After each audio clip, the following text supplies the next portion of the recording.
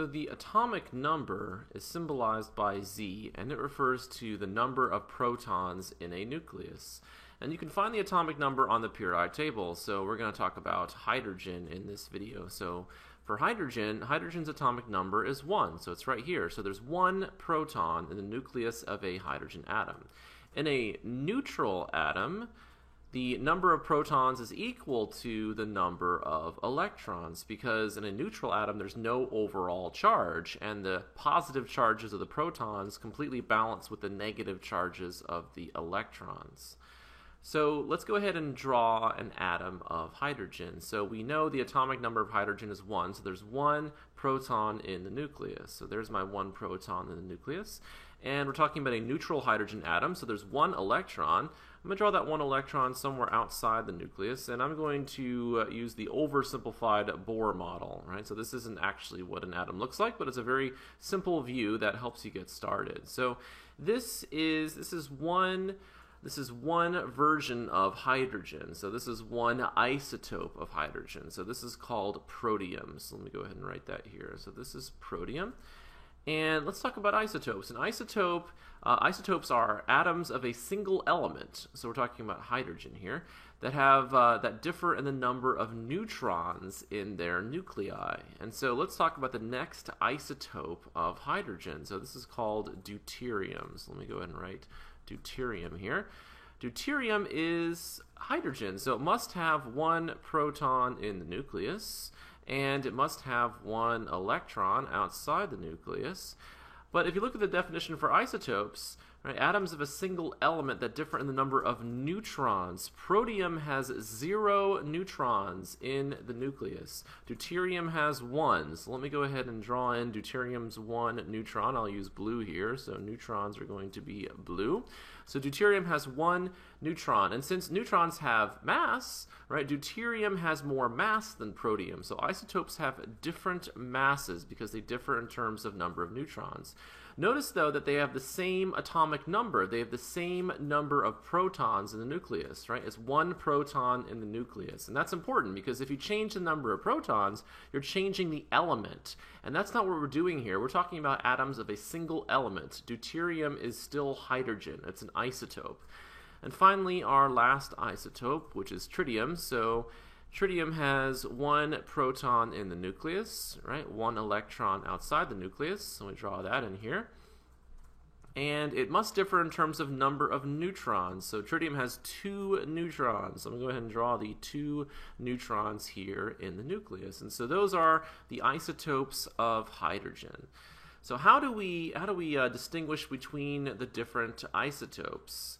Right, well, we're going to write little symbols to represent these isotopes. And so the symbol that we'll draw here for protium is going to have the element symbol, which is, of course, hydrogen.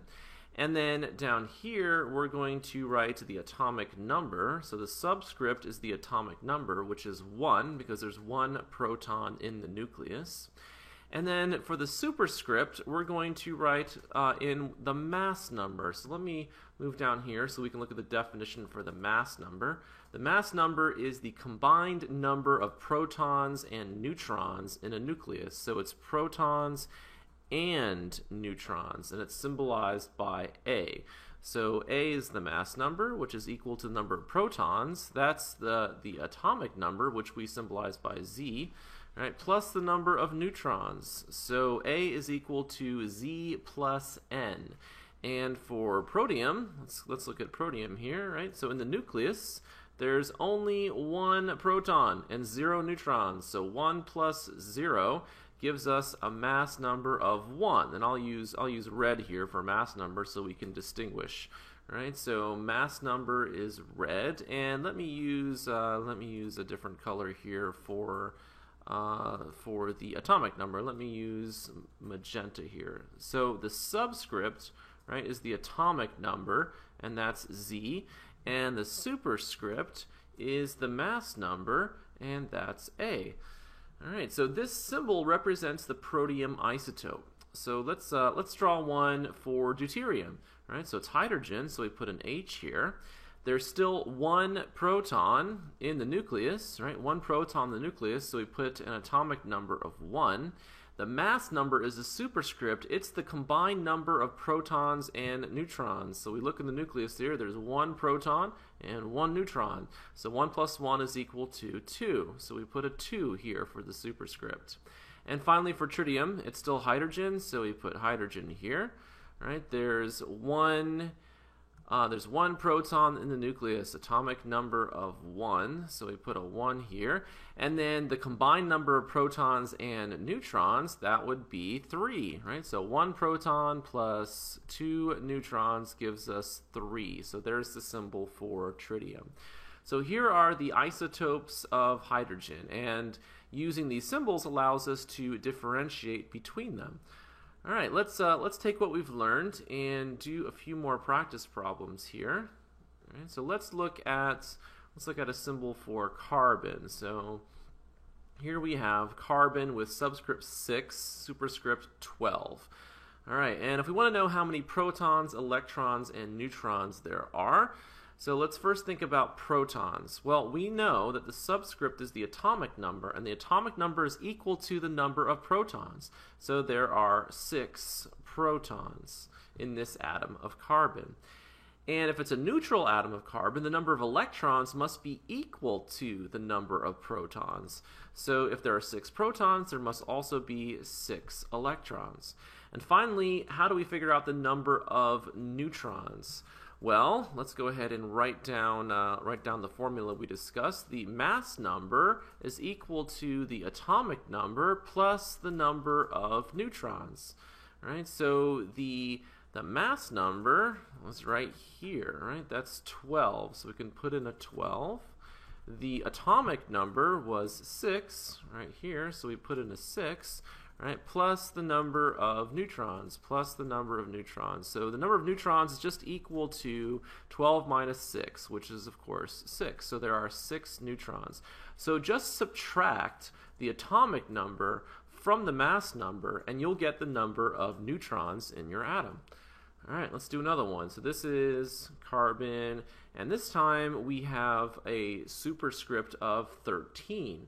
Right, so the atomic number doesn't change when you're talking about an isotope. Right? If you change the atomic number, you change the element. So there's still 6 protons in the nucleus of this atom.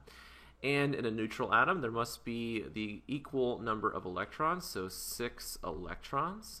And then finally, how many neutrons are there?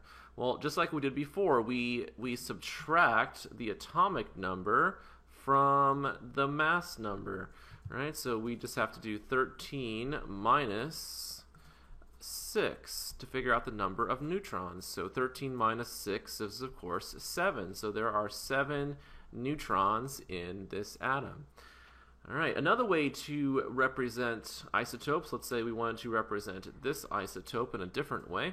Sometimes you'll see it where you write the name of the element, so this is carbon, and then you put a hyphen here, and then you put the mass number. So carbon hyphen 13 refers to this isotope of carbon, and this is called hyphen notation. So let me go ahead and write this hyphen notation. All right, let's do one more example here. Let's do one that looks a little bit scarier. So let's do uranium, right? So U is uranium.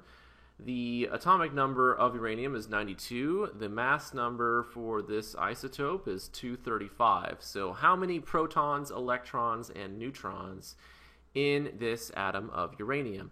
All right, so once again, for protons, we look at the atomic number. That's 92, so there must be 92 protons. In a neutral atom, the number of electrons is equal to the number of protons, so there are 92 electrons. And then finally, to figure out the number of neutrons, right, we subtract this number from the mass number. So we just need to do 235 minus 92, and that gives us 143. All right, so there are 143 neutrons.